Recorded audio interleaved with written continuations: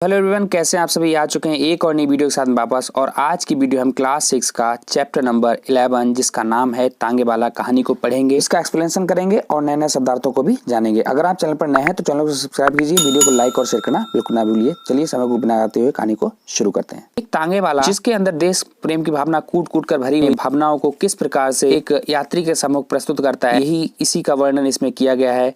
और हमें अपने देश को किस प्रकार से प्रेम करना चाहिए, इन सारी बातों को जानने के लिए वीडियो को अंत तक जरूर देखें। अगर आप चैनल पर नए हैं तो चैनल को सब्सक्राइब कीजिए, वीडियो को लाइक और शेयर करना बिल्कुल ना भूलिए। गर्मी की लंबी छुट्टियां प्रारंभ अर्थात शुरू होने पर मेरे कुछ मित्रों ने कश्मीर जाने का निर्णय अर्थात फैसला किया। हम लोग जाने की पूरी तैयारी भी कर चुके थे। अचानक यात्रा के 2 दिन पहले मेरे मित्र रामकृष्ण का एक आवश्यक पत्र आ पहुंचा। इसके पत्र के अनुसार मुझे कश्मीर की यात्रा स्थगित अर्थात उसी समय समाप्त कर देनी पड़ी। मैं अपने मित्र से मिलने उसके गांव की ओर चल पड़ा। जिस स्टेशन पर उतरना था, गाड़ी वहां 1 बजे दिन को पहुंची। चिल्लाती बहुत ही तेज धूल, लू की लपट और कच्ची सड़क की धूल। मुझे गांव तक जाने का साहस अर्थात हिम्मत ना हुआ। ये सब देख करके बहुत तेज धूप थी, लू थी, तो गांव तक जाने का हिम्मत नहीं हुआ। एक अच्छा सा तांगा घोड़ा देखकर मैंने उसे पास बुलाया। तांगे वाले ने आकर सलाम किया तो मैंने कहा, देखो भाई, मुझे गाँव जाना है पर मैं अभी धूप में ना जाऊंगा। शाम को 5 बजे के करीब जाऊंगा। क्या तुम 5 बजे तक मेरा इंतजार करोगे? तो तांगे वाले ने जवाब दिया, हाँ हुजूर, ठहर जाऊंगा। तो यात्री ने पूछा, किराया क्या होगा? तांगे वाला बोला, हुजूर आप जो खुशी से दे दें। तो खुशी की कोई बात नहीं, रेट क्या है बताओ? 23 मील है ना हुजूर, आप दूसरों से पूछ लीजिए। 5 रुपए पूरे तांगे के होते हैं, फिर चाहे एक सवारी हो चाहे 3। तो यात्री कहता है, पर मैं तो इतना ना दूंगा। तांगे वाला कहता है, इसीलिए तो मैंने कहा कि आप खुशी से कुछ दे दीजिए हुजूर। मैंने उसे कुछ पैसे देकर वेटिंग रूम में चला गया। शाम को 6 बजे हम लोग खा पीकर और खाने का कुछ सामान साथ रखकर गाँव की ओर रवाना हुए। स्टेशन की सीमा पार करते ही किसानों के साफ सुथरे लिपे पुते छोटे छोटे घर और हरे भरे खेत बड़े ही सुहावने जान पड़े। साथ भी ना बच पाए कि पूर्ण चंद्र था पूरा चंद्रमा पूर्णिमा ने सहस्रों मतलब हजारों घड़े दूध पृथ्वी पर उड़ेल दिया। मतलब इतना अच्छा चंद्रमा लग रहा था देखने पर कि ऐसा लग रहा था कि मानो उसने हजारों घड़े दूध धरती पर उड़ेल दिया हो। दिन की लू थी वो शाम तक अब ठंडी हवा में परिवर्तित था, बदल चुकी थी। हम इस सुहावने अर्थात इस चित्र को पार कर मैदान में पहुंचे। अब रास्ते में दोनों ओर खाली मैदान था। दूर पर एक आध पेड़ निर्जन में बिल्कुल सुनसान में ऐसा खड़ा था जिसे लग रहा था कि किसी की प्रतीक्षा अर्थात इंतजार कर रहा हो। मैंने सोचा चांदनी की वह आभा जो थी सुंदरता एक साथी के अभाव में मतलब कमी में सुखदाई ना हो सकेगी, मतलब अच्छा नहीं लगेगा जितना लगना चाहिए। तो मैंने तांगे वाले से पूछा, कितने मील आ चुके हैं हम लोग? तांगे वाला कुछ गुनगुना रहा था। उसने बताया, अभी हुजूर कुछ 7 मील ही तो आए हैं। और फिर वह जरा जोर जोर से गा उठा, हम फिर से वतन अपना स्वाधीन करा लेंगे, मतलब आजाद करा लेंगे, अपने देश को फिर से आजाद बना लेंगे। मैंने जरा सतर्कता सावधान होकर तांगे वाले की ओर देखा। खद्दर का एक कुर्ता था, सिर पर गांधी टोपी थी।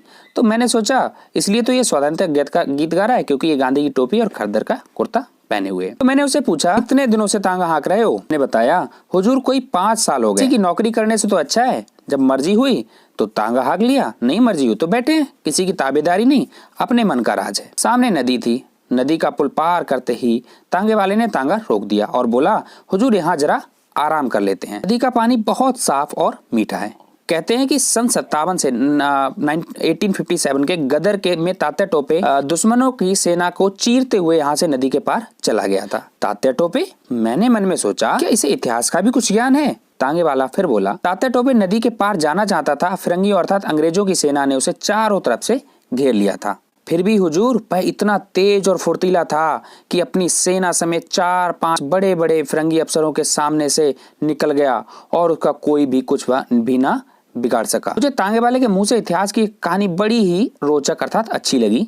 जानना चाहता था कि आखिर इस तांगे वाले के मन में क्या है। मैंने पूछा, फिर क्या हुआ? तांगे पर से उतरकर उसके पीछे पीछे चला। वह बोला, सन 57 के गदर में अगर हिंदुस्तानियों में एका होता, मतलब सभी एक जैसे होते, यूनिटी होती, तो पासा ही पलट जाता।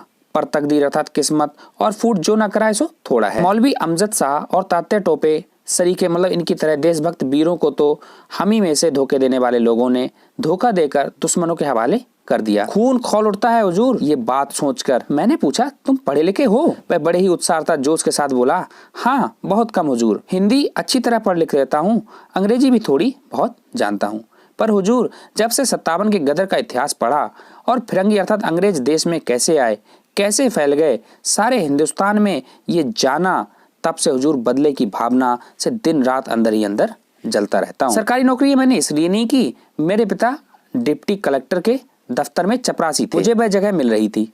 मैंने ठोकर मार दी और ठोकर मारने की वजह से मेरे माँ बाप नाराज हो गए। मैंने घर ही छोड़ दिया और तब से मैं यहाँ हूँ। ये तांगा चलाता हूँ, पर तांगे पर किसी भी फिरंगी अर्थात अंग्रेज को बैठाकर तांगा नहीं हाँकूंगा। तो यात्री पूछता है क्यों? फिरंगी को ना बैठाने की कसम क्यों खा ली है? सारे हिंदुस्तान में गदर के समय इन फिरंगियों ने क्या कम जुल्म किए हैं? गांव के गांव जला दिए, औरतों को बेइज्जत किया, निरपराध अर्थात बेकसूर लोगों को तोपों के मुंह के से बांधकर उड़ा दिया। फिर सन 57 की दूर बात जाने दीजिए, अभी कल की बात है, पंजाब में उन्होंने क्या काम किया है?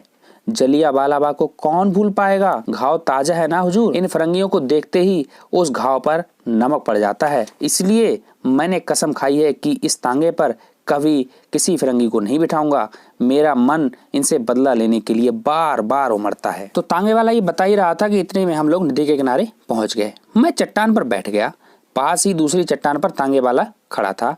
उसने लोटा भर पानी लाकर मेरे पास रख दिया। मैंने कहा नहीं जी, मैं तो नदी पर ही हाथ मुंह धोऊंगा, पर तुम्हारे विचार जो है वो क्रांतिकारियों के जैसे हैं। तुम्हारा नाम क्या है? किसी क्रांतिकारी को जानते हो? तो तांगे वाला बताने लगा मेरा नाम रामदास है। किसी क्रांतिकारी को मैं नहीं जानता, नाम सुने हैं उन लोगों के, जीवन चरित्र भी पढ़े हैं, पर उन लोगों में भी मुखबिर अर्थात जासूस जो मतलब किसी की सूचना देता है, बनने वालों की कमी नहीं है। नहीं तो उन लोगों ने भी अब तक कुछ कर लिया होता। महात्मा गांधी के सत्याग्रह आंदोलन में बहुत दिनों से शरीक अर्थात शामिल रहा हूँ। 2 बार जेल भी हो आया हूँ, पर तबीयत नहीं मानती है। मेरे अंदर तो ना जाने कोई पुकार उठता है। गदर सन 57 का सीन एक बार दोहराया जाए, इन फिरंगियों से अर्थात अंग्रेजों से कसकर बदला लिया जाए, तभी हमारा और हमारे देश का उद्धार अर्थात भला होगा। तो यात्री ने कहा हम निहत्थे कैसे बदला ले सकते हैं रामदास?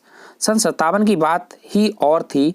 तब हमारे पास हथियार थे और अब हम लोग पंगु कर दिए गए अर्थात अपाहिज कर दिए गए हैं। तांगे वाला बोला यही तो बात है, हमने जुबान खोली कि हमारे भाई बंधु हमें गिरफ्तार करने पहुंच जाएंगे। हमारे ही में से तो हमें सजा सुनाने वाले आए, हम ही में से हम पर पहरा रखने लगे हैं। अगर यही सब एक साथ हो जाए तो एक साथ काम करें तो हुजूर हथियार उठाने का भी काम नहीं आएगा। हम स्वराज मतलब आजादी अपनी मुट्ठी में जानिए। लेकिन 10 अगर सच्चे जी से काम करने को तैयार रहें तो 20 धोखा देने को तैयार रहेंगे। अगर हिंदुस्तानियों में एका हो जाए, यूनिटी हो जाए, तो मुट्ठी भर विदेशी हमारे पर कैसे करके शासन कर पाएंगे? तांगे वाले ने एक दीर्घ अर्थात लंबी सी सांस ली और हम दोनों उठकर नदी तक गए। खाना खाकर हाथ मुंह धोकर हम लोग तांगे पर आए। तांगे वाला ना जाने कितनी बातें मुझसे अर्थात लेखक से उसे व्यक्ति से बतलाता रहा। शुरू में तांगे पर बैठकर मैंने एक साथी के अभाव, साथी की कमी को महसूस किया था, अनुभव किया था। तो ये 23 मील कब पूरे हो गए मैं जान भी नहीं पाया, मुझे पता भी नहीं लगा। गांव में पहुंचकर जब तांगे वाले ने मुझसे पूछा यही गांव है, किसके मकान पर चलना है, तब मैंने जाना